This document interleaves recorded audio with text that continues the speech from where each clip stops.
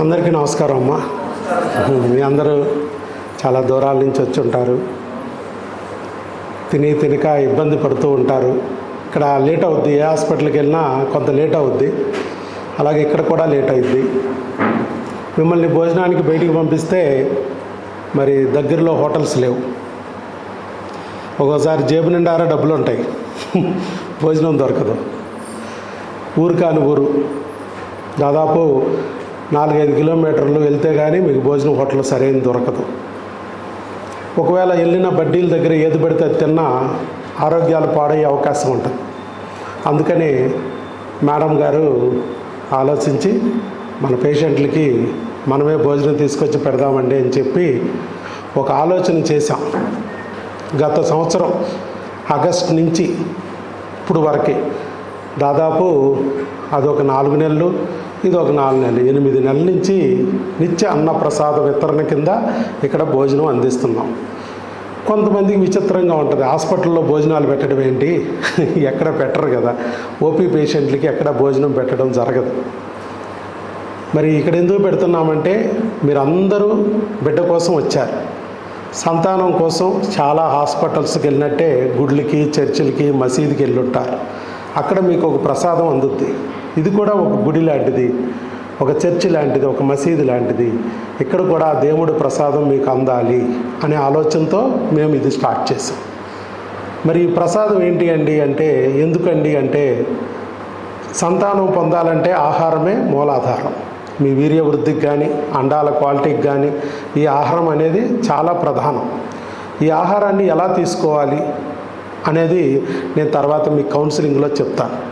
ఇప్పుడు ఒక చిన్న పాయింట్ చెప్పి, ఇప్పటికే లేట్ అయింది కాబట్టి ఒక చిన్న పాయింట్ చెప్తాను. ఆహారాన్ని ఎలా వండాలి, ఎవరి చేతి మీదుగా తినాలి, ఇవన్నీ తర్వాత మనం డిస్కస్ చేద్దాం. ఇప్పుడు మీరు ఈ ఆహారాన్ని తినేటప్పుడు మీరు వెంకటేశ్వర స్వామిని నమ్మితే వెంకన్న ప్రసాదం కింద, యేసు ప్రభుని నమ్ముకుంటే యేసయ్య ప్రసాదం కింద, అల్లాని నమ్మితే అల్లా ప్రసాదం కింద స్వీకరించండి. అప్పుడు అది మీ విటమిన్స్, మినరల్స్, న్యూట్రియంట్స్గా చక్కగా వెళ్ళి నీ వీర్యకణం కింద, అండం కింద మారి నీ బిడ్డ కింద తయారయ్యే అవకాశాలు ఎక్కువగా ఉంటాయి. అందుకని ఈ పూట అదొక పాయింట్. రెండో పాయింట్, ఇది వీడియో ఫోటో ఎందుకు తీస్తున్నారండి అనే కొంతమందికి సందేహం వస్తుంది. ప్రచారం చేసుకోవడానికి తీసుకుంటున్నారు కాబోళ్ళు అనుకుంటారు.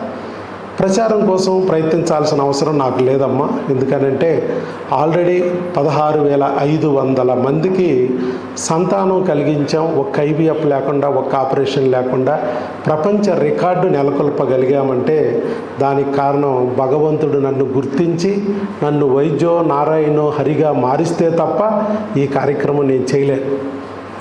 మనసు మంచిదైనా ఆలోచన రాకపోతే చేయలేరు.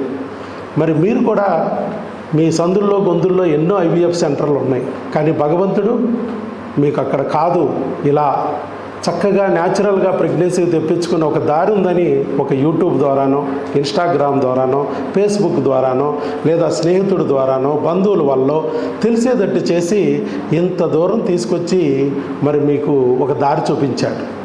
అలాగే మిగతా డాక్టర్లు, మంచి మనసున్న డాక్టర్లకు కూడా భగవంతుడు ఈ వీడియో ద్వారానో, ఫోటో ద్వారానో వాళ్ళకు కూడా చూపించి అక్కడున్న పేషెంట్లకు కూడా భోజనం పెట్టుకునేటట్టు చేస్తే ఈ రాష్ట్రంలోనూ, ఈ దేశంలోనూ, ఈ ప్రపంచంలోనూ కూడా ఒక కొత్త సంస్కృతికి శ్రీకారం చుట్టినట్టు అయింది. ఒక్కసారి ఇమాజిన్ చేయండి, ఈ దేశంలో ఉన్న ప్రతి డాక్టరు తన దగ్గరికి వెళ్ళిన పేషెంట్లకి భోజనం టైంకి లేట్ అయిపోతుంటే భోజనం పెట్టే పరిస్థితి ఉంటే ఎంత వసతిగా ఉంటుందో మీరు ఆలోచించండి.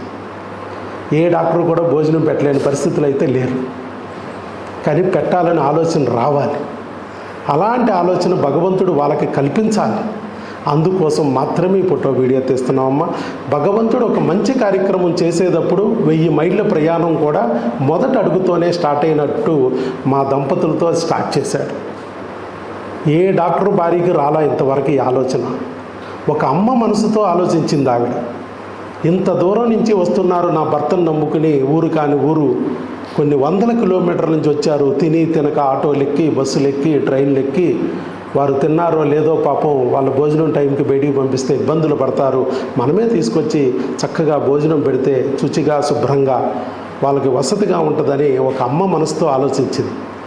భగవంతుడు మా ద్వారా ఈ సందేశాన్ని ప్రపంచానికి తీసుకెళ్ళి ఒక కొత్త పద్ధతికి ఒరవడికి శ్రీకారం చుట్టబడుతున్నాడని అర్థం. అలాంటి మంచి కార్యక్రమంలో మనం ఉన్నాం.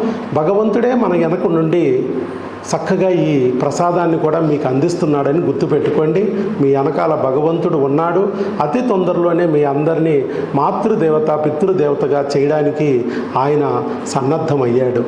కాబట్టి మీరు అతి తొందరలోనే మాతృదేవత పితృదేవతగా మారండి. మేము ఇచ్చిన ఈ ప్రసాదం ద్వారా, అలాగే నేను చెప్పే ఆ జ్ఞానం ద్వారా, మేమిచ్చే ఆ మందుల ద్వారా మీరు మాతృదేవత పితృదేవతలు అవ్వాలని మనస్ఫూర్తిగా ఆశీర్వదిస్తున్నాను. God bless you.